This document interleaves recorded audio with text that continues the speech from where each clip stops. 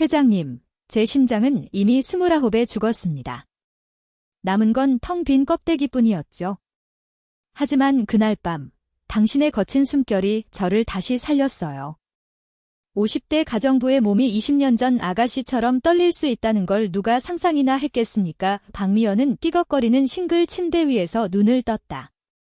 50대 중반의 몸은 밤새 굳어 있었고 새벽 공기는 뼈마디를 시리게 파고들었다.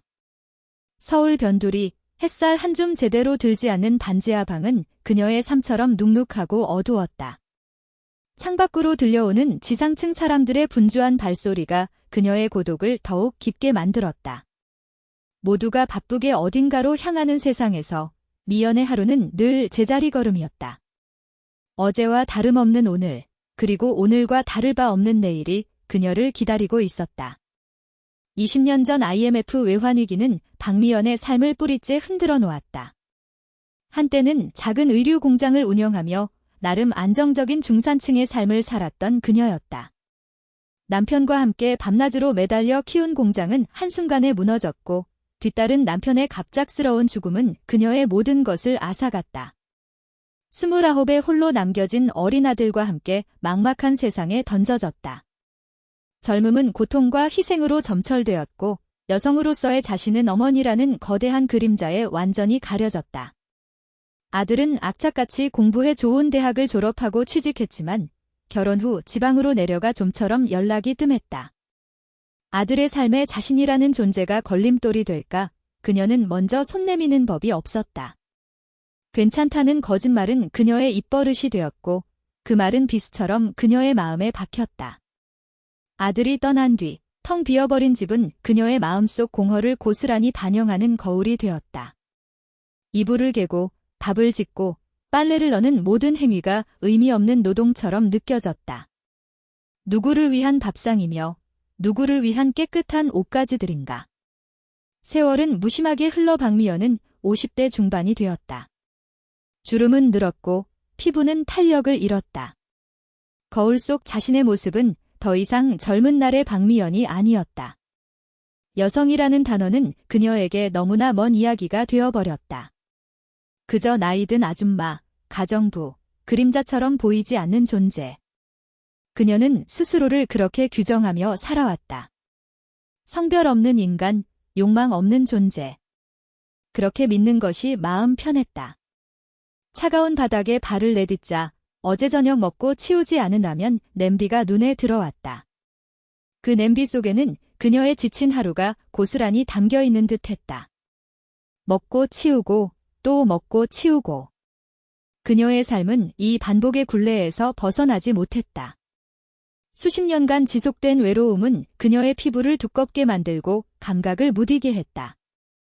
더 이상 가슴 뛰는 일도 설레는 만남도 없었다. 그저 하루하루를 버텨내는 것이 박미연의 유일한 목표였다. 낡은 라디오를 켜자 흘러나오는 트로트 가락은 그녀의 마음을 더욱 쓸쓸하게 만들었다.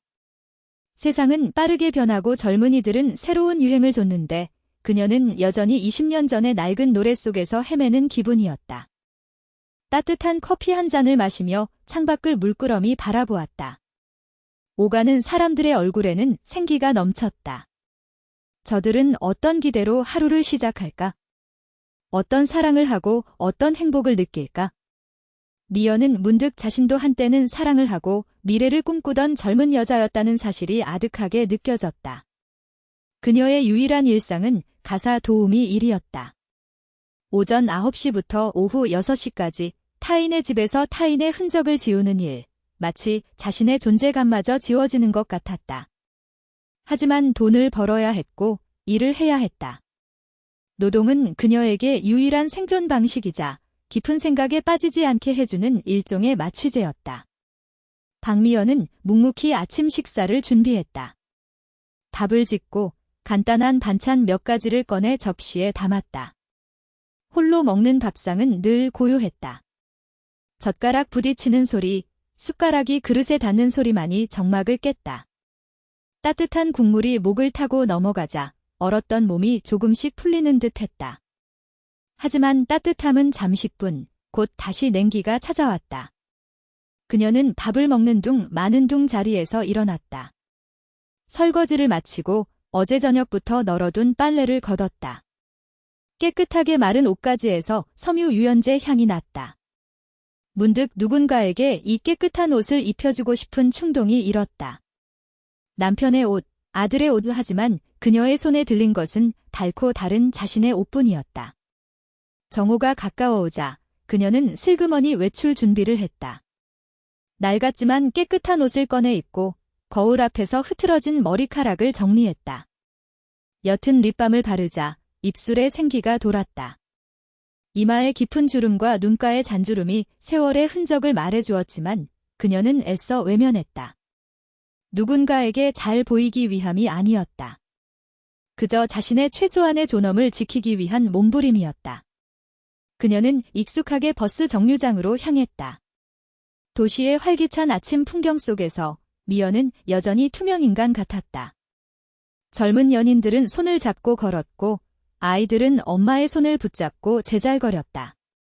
그들 속에서 미연은 자신만 홀로 외딴 섬에 서 있는 기분이었다. 버스에 올라 창밖을 바라보았다. 흐린 날씨 탓인지 풍경은 더욱 쓸쓸하게 느껴졌다. 그녀가 향하는 곳은 강남의 한 고급 주택가였다. 며칠 전부터 새로 일을 시작한 곳이었다. 그곳은 모든 것이 달랐다.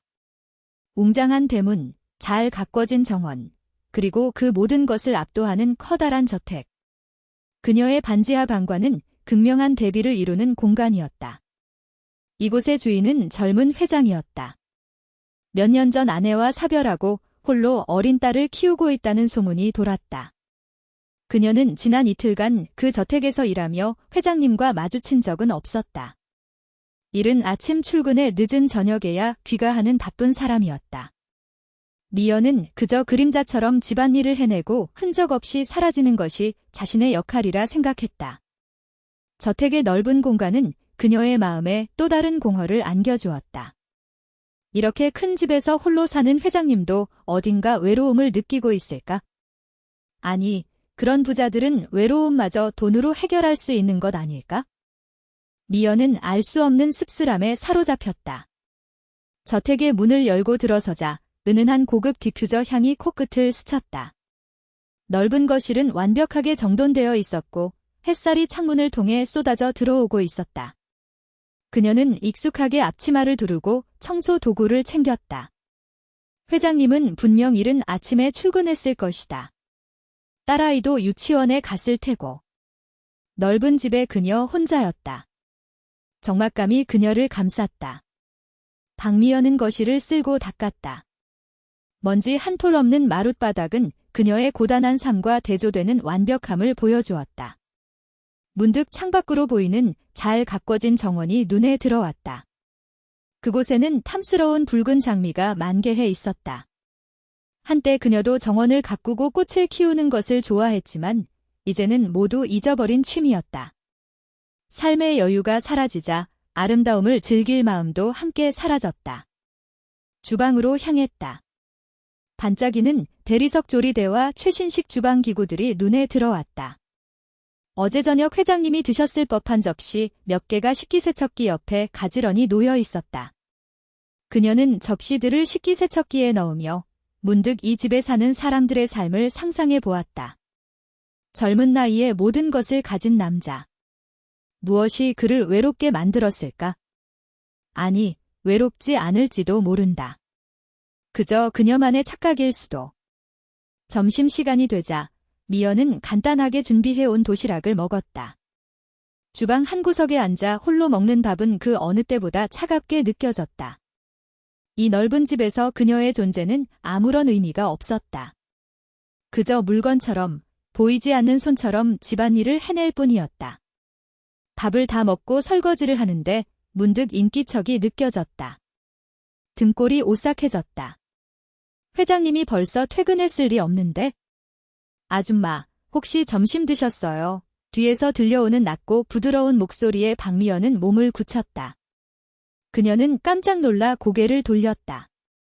젊은 회장님이었다. 그는 깔끔한 회색 슈트 차림으로 손에는 서류 가방을 들고 있었다.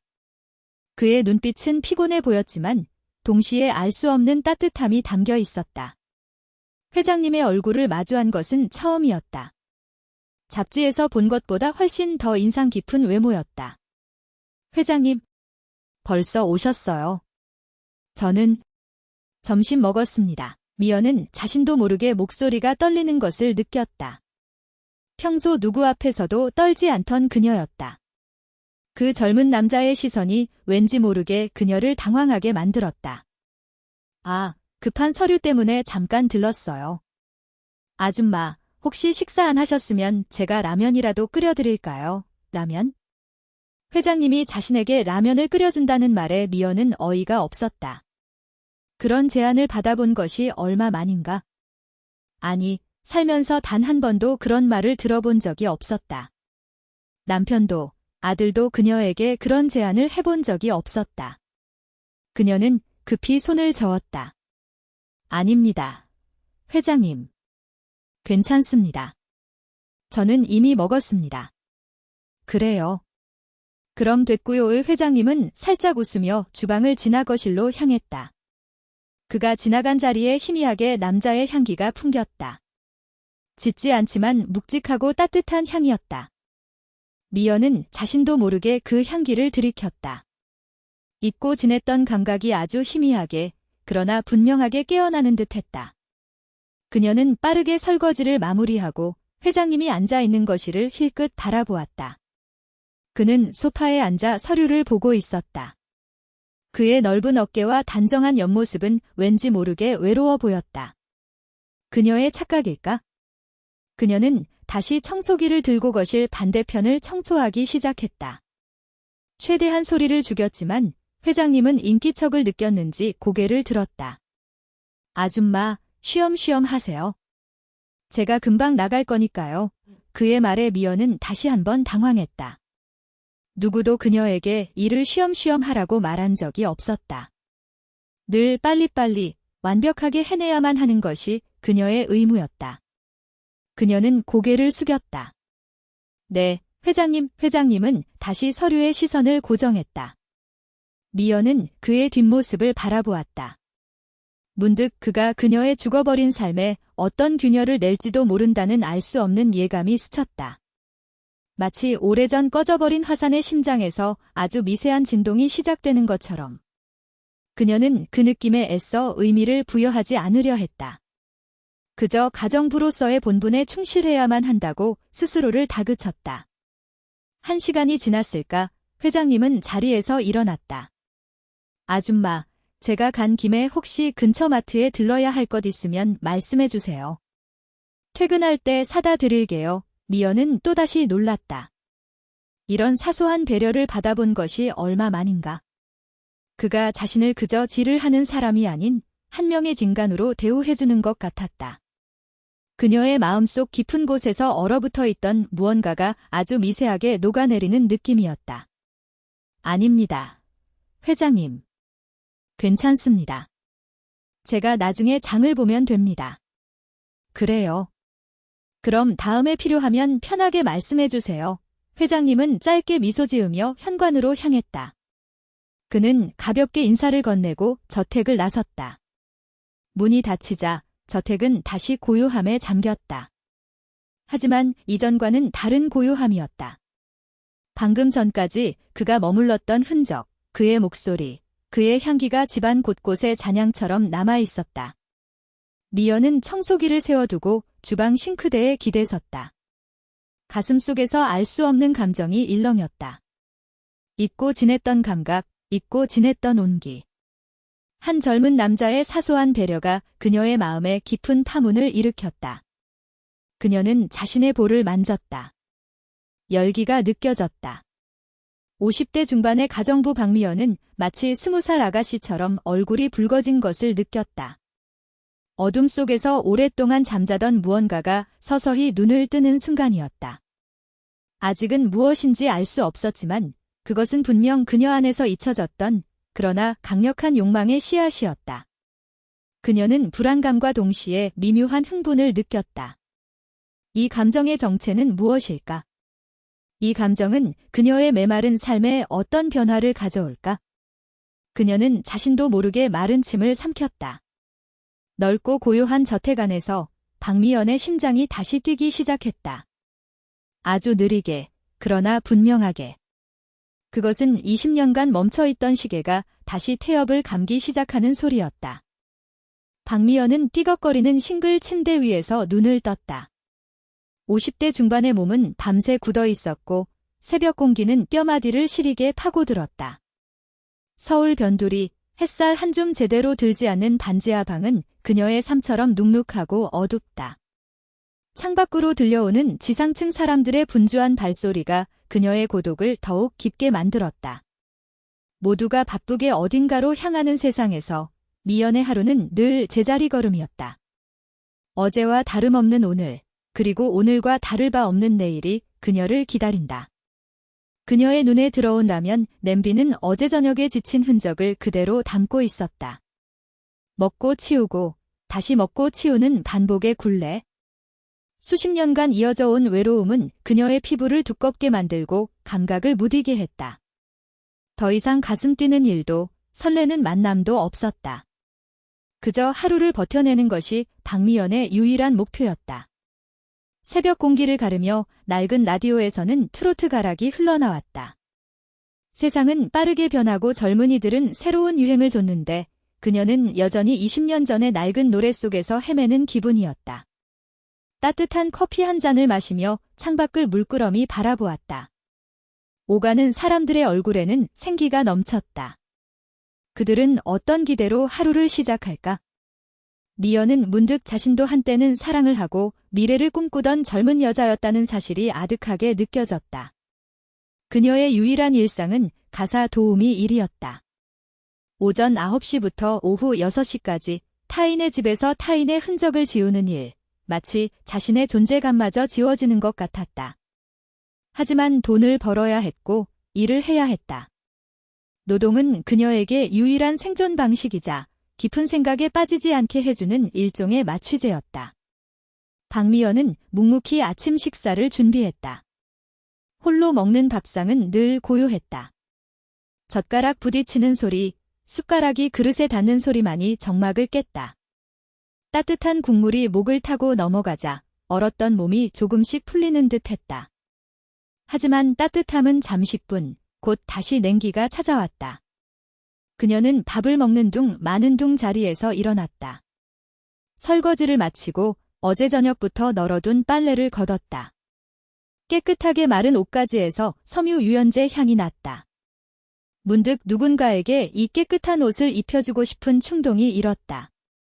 남편의 옷, 아들의 옷 하지만 그녀의 손에 들린 것은 달고 다른 자신의 옷뿐이었다. 정오가 가까워오자 그녀는 슬그머니 외출 준비를 했다. 낡았지만 깨끗한 옷을 꺼내 입고 거울 앞에서 흐트러진 머리카락을 정리했다. 옅은 립밤을 바르자 입술에 생기가 돌았다. 이마의 깊은 주름과 눈가의 잔주름이 세월의 흔적을 말해주었지만 그녀는 애써 외면했다. 누군가에게 잘 보이기 위함이 아니었다. 그저 자신의 최소한의 존엄을 지키기 위한 몸부림이었다. 그녀는 익숙하게 버스 정류장으로 향했다. 도시의 활기찬 아침 풍경 속에서 미연은 여전히 투명인간 같았다. 젊은 연인들은 손을 잡고 걸었고 아이들은 엄마의 손을 붙잡고 제잘거렸다. 그들 속에서 미연은 자신만 홀로 외딴 섬에 서 있는 기분이었다. 버스에 올라 창밖을 바라보았다. 흐린 날씨 탓인지 풍경은 더욱 쓸쓸하게 느껴졌다. 그녀가 향하는 곳은 강남의 한 고급 주택가였다. 며칠 전부터 새로 일을 시작한 곳이었다. 그곳은 모든 것이 달랐다. 웅장한 대문, 잘 가꿔진 정원, 그리고 그 모든 것을 압도하는 커다란 저택. 그녀의 반지하 방과는 극명한 대비를 이루는 공간이었다. 이곳의 주인은 젊은 회장이었다. 몇 년 전 아내와 사별하고 홀로 어린 딸을 키우고 있다는 소문이 돌았다. 그녀는 지난 이틀간 그 저택에서 일하며 회장님과 마주친 적은 없었다. 이른 아침 출근에 늦은 저녁에야 귀가하는 바쁜 사람이었다. 미연은 그저 그림자처럼 집안일을 해내고 흔적 없이 사라지는 것이 자신의 역할이라 생각했다. 저택의 넓은 공간은 그녀의 마음에 또 다른 공허를 안겨주었다. 이렇게 큰 집에서 홀로 사는 회장님도 어딘가 외로움을 느끼고 있을까? 아니, 그런 부자들은 외로움마저 돈으로 해결할 수 있는 것 아닐까? 미연은 알 수 없는 씁쓸함에 사로잡혔다. 저택의 문을 열고 들어서자 은은한 고급 디퓨저 향이 코끝을 스쳤다. 넓은 거실은 완벽하게 정돈되어 있었고 햇살이 창문을 통해 쏟아져 들어오고 있었다. 그녀는 익숙하게 앞치마를 두르고 청소 도구를 챙겼다. 회장님은 분명 이른 아침에 출근했을 것이다. 딸아이도 유치원에 갔을 테고. 넓은 집에 그녀 혼자였다. 적막감이 그녀를 감쌌다. 박미연은 거실을 쓸고 닦았다. 먼지 한 톨 없는 마룻바닥은 그녀의 고단한 삶과 대조되는 완벽함을 보여주었다. 문득 창밖으로 보이는 잘 가꿔진 정원이 눈에 들어왔다. 그곳에는 탐스러운 붉은 장미가 만개해 있었다. 한때 그녀도 정원을 가꾸고 꽃을 키우는 것을 좋아했지만 이제는 모두 잊어버린 취미였다. 삶의 여유가 사라지자 아름다움을 즐길 마음도 함께 사라졌다. 주방으로 향했다. 반짝이는 대리석 조리대와 최신식 주방 기구들이 눈에 들어왔다.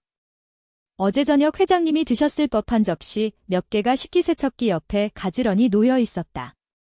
그녀는 접시들을 식기세척기에 넣으며 문득 이 집에 사는 사람들의 삶을 상상해 보았다. 젊은 나이에 모든 것을 가진 남자. 무엇이 그를 외롭게 만들었을까? 아니, 외롭지 않을지도 모른다. 그저 그녀만의 착각일 수도.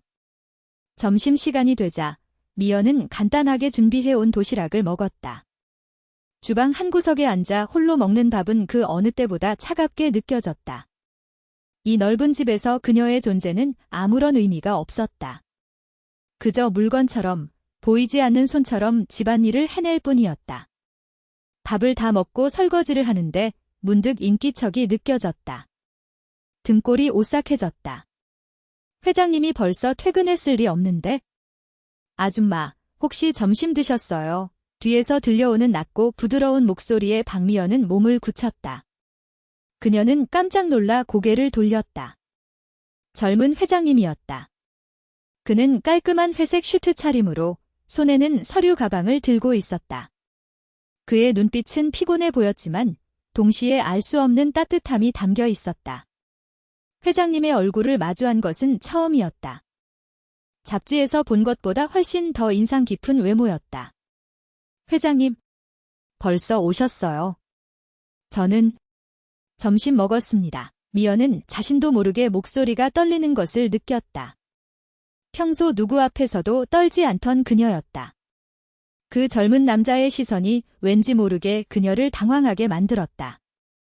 아, 급한 서류 때문에 잠깐 들렀어요. 아줌마, 혹시 식사 안 하셨으면 제가 라면이라도 끓여드릴까요? 라면? 회장님이 자신에게 라면을 끓여준다는 말에 미연은 어이가 없었다. 그런 제안을 받아본 것이 얼마 만인가? 아니, 살면서 단 한 번도 그런 말을 들어본 적이 없었다. 남편도, 아들도 그녀에게 그런 제안을 해본 적이 없었다. 그녀는 급히 손을 저었다. 아닙니다. 회장님. 괜찮습니다. 저는 이미 먹었습니다. 그래요. 그럼 됐고요의 회장님은 살짝 웃으며 주방을 지나 거실로 향했다. 그가 지나간 자리에 희미하게 남자의 향기가 풍겼다. 짙지 않지만 묵직하고 따뜻한 향이었다. 미연은 자신도 모르게 그 향기를 들이켰다. 잊고 지냈던 감각이 아주 희미하게 그러나 분명하게 깨어나는 듯했다. 그녀는 빠르게 설거지를 마무리하고 회장님이 앉아있는 거실을 힐끗 바라보았다. 그는 소파에 앉아 서류를 보고 있었다. 그의 넓은 어깨와 단정한 옆모습은 왠지 모르게 외로워 보였다. 그녀의 착각일까? 그녀는 다시 청소기를 들고 거실 반대편을 청소하기 시작했다. 최대한 소리를 죽였지만 회장님은 인기척을 느꼈는지 고개를 들었다. 아줌마, 쉬엄쉬엄 하세요. 제가 금방 나갈 거니까요. 그의 말에 미연은 다시 한번 당황했다. 누구도 그녀에게 일을 쉬엄쉬엄 하라고 말한 적이 없었다. 늘 빨리빨리 완벽하게 해내야만 하는 것이 그녀의 의무였다. 그녀는 고개를 숙였다. 네, 회장님은 다시 서류의 시선을 고정했다. 미연은 그의 뒷모습을 바라보았다. 문득 그가 그녀의 죽어버린 삶에 어떤 균열을 낼지도 모른다는 알 수 없는 예감이 스쳤다. 마치 오래전 꺼져버린 화산의 심장에서 아주 미세한 진동이 시작되는 것처럼. 그녀는 그 느낌에 애써 의미를 부여하지 않으려 했다. 그저 가정부로서의 본분에 충실해야만 한다고 스스로를 다그쳤다. 1시간이 지났을까 회장님은 자리에서 일어났다. 아줌마, 제가 간 김에 혹시 근처 마트에 들러야 할 것 있으면 말씀해 주세요. 퇴근할 때 사다 드릴게요. 미연은 또다시 놀랐다. 이런 사소한 배려를 받아본 것이 얼마만인가. 그가 자신을 그저 질을 하는 사람이 아닌 한 명의 진간으로 대우해주는 것 같았다. 그녀의 마음속 깊은 곳에서 얼어붙어 있던 무언가가 아주 미세하게 녹아내리는 느낌이었다. 아닙니다. 회장님. 괜찮습니다. 제가 나중에 장을 보면 됩니다. 그래요. 그럼 다음에 필요하면 편하게 말씀해 주세요. 회장님은 짧게 미소 지으며 현관으로 향했다. 그는 가볍게 인사를 건네고 저택을 나섰다. 문이 닫히자 저택은 다시 고요함에 잠겼다. 하지만 이전과는 다른 고요함이었다. 방금 전까지 그가 머물렀던 흔적, 그의 목소리, 그의 향기가 집안 곳곳에 잔향처럼 남아있었다. 미연은 청소기를 세워두고 주방 싱크대에 기대섰다. 가슴속에서 알 수 없는 감정이 일렁였다. 잊고 지냈던 감각, 잊고 지냈던 온기. 한 젊은 남자의 사소한 배려가 그녀의 마음에 깊은 파문을 일으켰다. 그녀는 자신의 볼을 만졌다. 열기가 느껴졌다. 50대 중반의 가정부 박미연은 마치 20살 아가씨처럼 얼굴이 붉어진 것을 느꼈다. 어둠 속에서 오랫동안 잠자던 무언가가 서서히 눈을 뜨는 순간이었다. 아직은 무엇인지 알 수 없었지만 그것은 분명 그녀 안에서 잊혀졌던 그러나 강력한 욕망의 씨앗이었다. 그녀는 불안감과 동시에 미묘한 흥분을 느꼈다. 이 감정의 정체는 무엇일까? 이 감정은 그녀의 메마른 삶에 어떤 변화를 가져올까? 그녀는 자신도 모르게 마른 침을 삼켰다. 넓고 고요한 저택 안에서 박미연의 심장이 다시 뛰기 시작했다. 아주 느리게, 그러나 분명하게. 그것은 20년간 멈춰있던 시계가 다시 태엽을 감기 시작하는 소리였다. 이튿날 미연은 여느 때처럼 회장님 댁에 출근했다. 어제 회장님과의 짧은 만남 이후 그녀의 마음속에는 미묘한 동요가 일었다. 회장님의 눈빛, 목소리, 그리고 희미하게 풍기던 그의 향기까지 모든 것이 그녀의 감각을 예민하게 만들었다. 집안을 둘러보는 시선에도 알 수 없는 기대감이 섞여 있었다. 혹시 오늘도 회장님은 마주칠 수 있을까? 주방으로 들어서자 전날보다 깨끗하게 정돈된 식기들이 그녀를 맞았다. 회장님이 일찍 출근하면서 직접 정리한 듯 했다. 사소한 배려였다. 하지만 그 사소함이 미연의 마음을 더욱 흔들었다. 그녀는 앞치마를 두르고 물을 끓여 차를 마셨다. 향긋한 차 향기가 폐부 깊숙이 스며들자 긴장했던 몸이 조금씩 풀리는 듯 했다. 오전 내내 미연은 집중하기 힘들었다. 청소기를 돌리고 걸레질을 하면서도 그녀의 의식은 끊임없이 회장님의 존재를 맴돌았다. 거실 소파에 놓인 쿠션, 서재 책상 위의 서류들, 침실 문틈으로 보이는 침대복. 모든 것이 그 젊은 남자의 흔적처럼 느껴졌다. 마치 그의 그림자가 집안 곳곳에 스며들어 그녀를 지켜보는 듯한 착각마저 들었다. 그녀는 이 감각이 낯설고 두려웠다. 20년 동안 잊고 지냈던 누군가를 의식하는 감정이었다. 그녀는 청소를 마치고 회장님의 딸아이 방으로 향했다. 아기자기한 인형들과 동화책들로 가득 찬 방이었다. 딸아이의 옷가지들을 정리하는데 옷장 구석에서 회장님의 것으로 보이는 옷가지 몇 개가 보였다. 아마도 딸아이와 함께 놀아주다가 벗어둔 옷인 듯 했다. 그녀는 그 옷들을 조심스럽게 꺼냈다. 셔츠와 바지.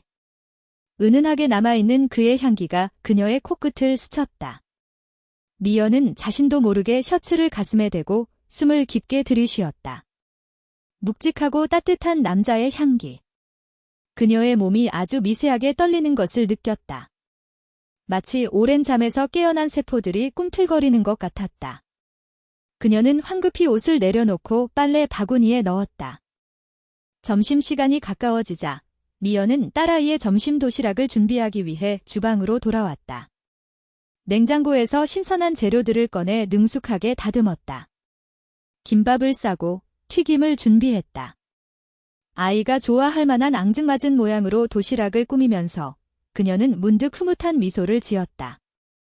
누군가를 위해 정성껏 음식을 만드는 것은 그녀에게 익숙한 기쁨이었다.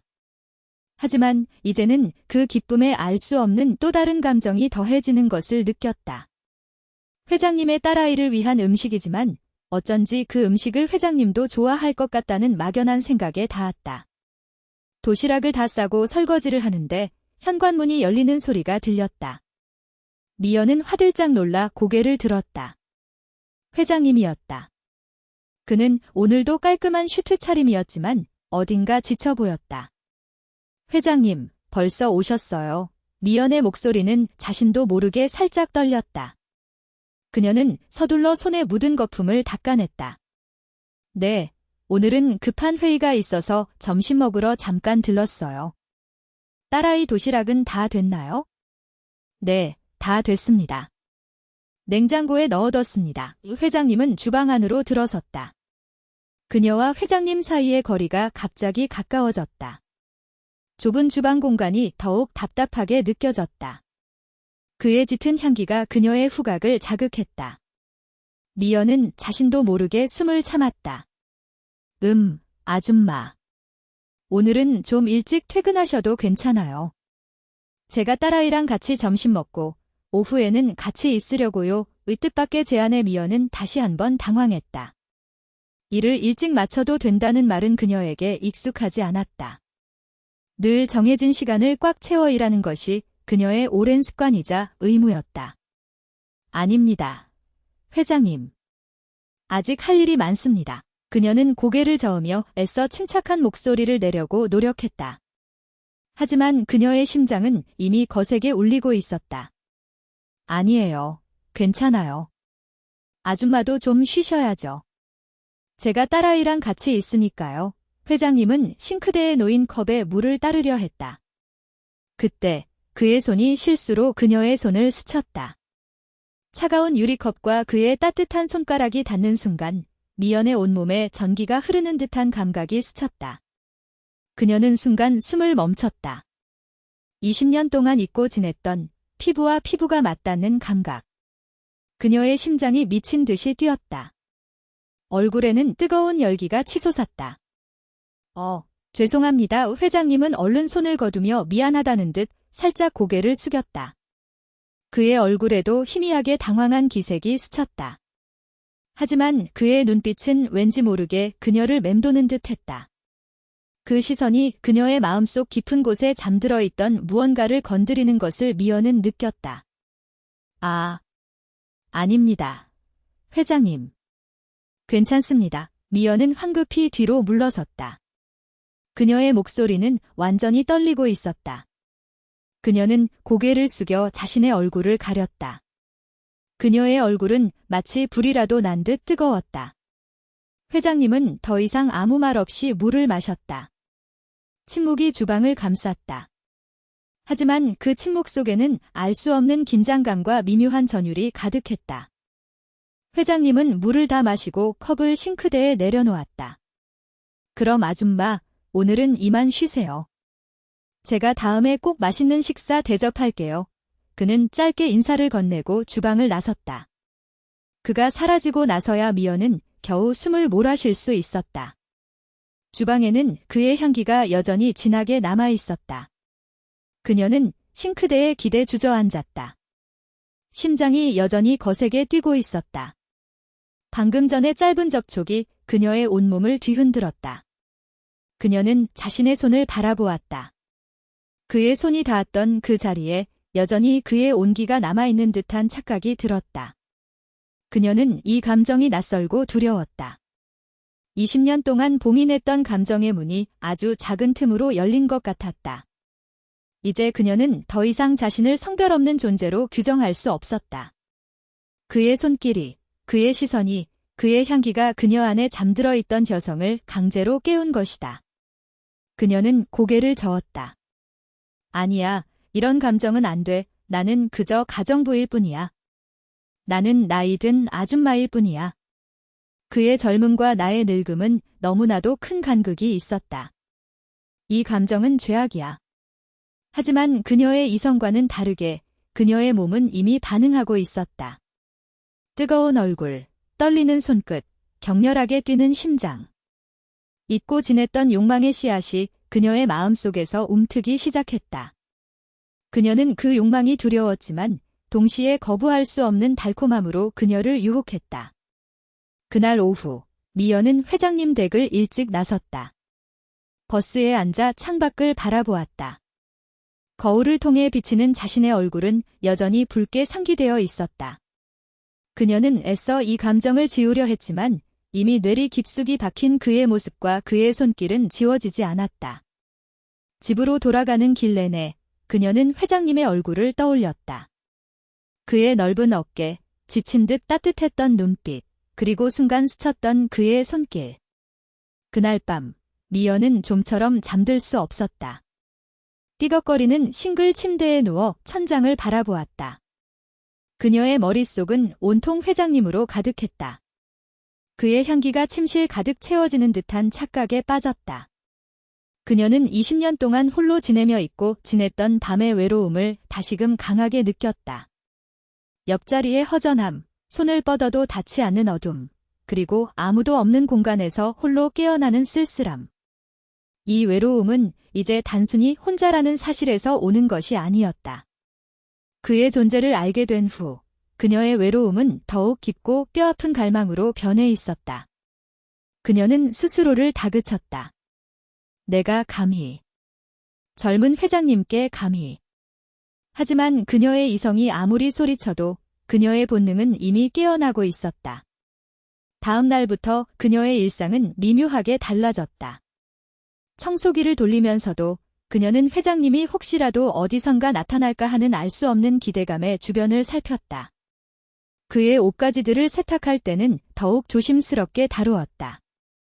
셔츠 기대 남아있는 그의 채취는 그녀의 후각을 자극했고 잘 다려진 바지를 보면서 그의 몸에 옷이 감기는 모습을 상상하는 자신을 발견하고는 화들짝 놀라기도 했다. 한 번은 회장님이 서재에서 나오다가 그녀와 복도에서 마주쳤다. 그는 막 샤워를 마친 듯 머리카락이 살짝 젖어 있었고 몸에서는 향긋한 비누 향과 함께 묵직한 남자의 향기가 뿜어져 나왔다. 그는 면 티셔츠에 반바지 차림이었다. 평소의 딱딱한 슈트 차림과는 전혀 다른 편안하고 자연스러운 모습이었다. 그의 넓은 어깨와 탄탄한 팔뚝이 그녀의 시야에 가득 들어왔다. 미연은 순간 숨을 들이켰다. 그의 모습은 그녀에게 충격적일 정도로 강렬하게 다가왔다. 아, 아줌마. 죄송해요. 제가 너무 편하게. 회장님은 살짝 머쓱한 표정을 지으며 고개를 숙였다. 그의 목소리에도 왠지 모를 부드러움이 배어 있었다. 아닙니다. 회장님. 괜찮습니다. 미연은 황급히 고개를 숙여 그의 시선을 피했다. 하지만 이미 그녀의 심장은 폭풍처럼 요동치고 있었다. 얼굴은 또다시 뜨겁게 달아올랐다.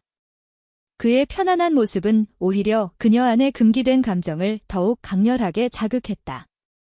그는 그녀에게 단순한 회장님이 아니었다. 그는 이제 남자였다. 잊고 지냈던, 그러나 본능적으로 반응하는 남자. 그날 저녁, 미연은 잠자리에 들기 전 거울 앞에 섰다. 50대 중반의 몸은 세월의 흔적을 고스란히 안고 있었다. 축 처진 피부, 깊어진 주름, 탄력을 잃은 가슴. 젊은 날의 탱탱하고 아름다웠던 몸은 온데간데 없었다. 그녀는 한숨을 쉬었다. 이런 늙은 몸으로 감히 그 젊은 남자에게. 이 모든 감정은 망상이고 착각일 뿐이라고 그녀는 스스로를 다그쳤다. 하지만 거울 속 자신의 눈빛은 이전과 달랐다. 생기가 돌았다. 그의 눈빛이 닿았던 자리에는 알 수 없는 빛이 일렁였다. 그녀의 손은 자신도 모르게 자신의 몸을 쓰다듬었다.